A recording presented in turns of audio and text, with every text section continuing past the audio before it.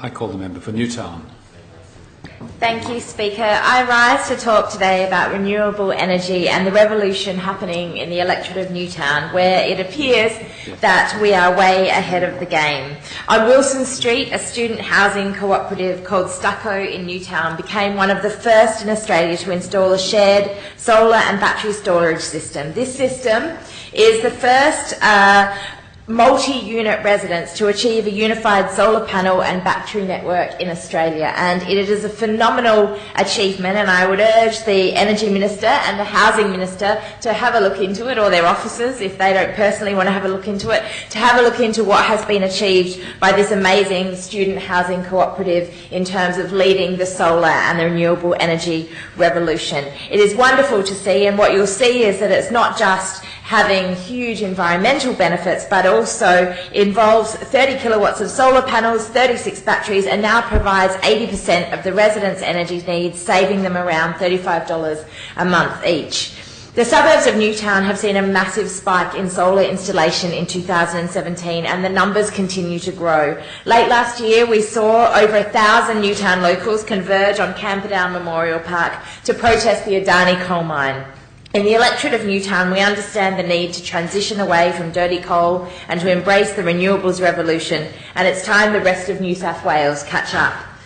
It's cheaper to build a new power station from wind or solar than it is to build a coal-fired power station. And as those ageing old coal-fired power stations peg out in years to come, they won't be replaced by new coal-fired power stations, not because of any ideological reasons, but just because it is cheaper and it makes more sense to build a renewable energy plant.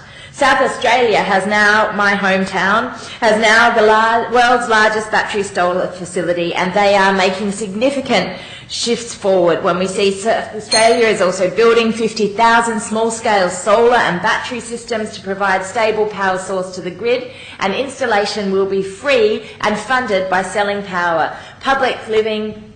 People living in public housing will be the first households to receive their free solar systems, again as something for us to have a look at. When we look to other parts of the world, when we look to China and see that the city of Shenzhen is powered by 100% electric buses, when we look to see that China is in fact a global leader in renewable energy and last year installed enough solar to power every home in Australia and New Zealand combined. We need to look at the shift towards electric cars that are leading the way in some of those industries, and we need to recognise that according to the International Energy Agency, the world will install 70,000 solar panels every hour over the next 5 years. Solar is now the fastest growing source of new power generation. France has announced that they will close all coal-fired power stations by 2021, and in Norway 52% of cars are already electric. The Netherlands power all their trains on wind power. New Zealand has achieved 84% of its energy coming from renewable sources, and in many, many other cities in America we are seeing them powered by 100% renewables.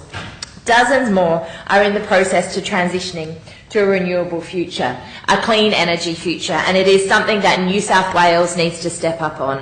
In California, over 500,000 people are employed in the clean energy sector alone, and the entire state is transitioning to 100% renewable energy. Here in Australia, we are sitting on just 16%.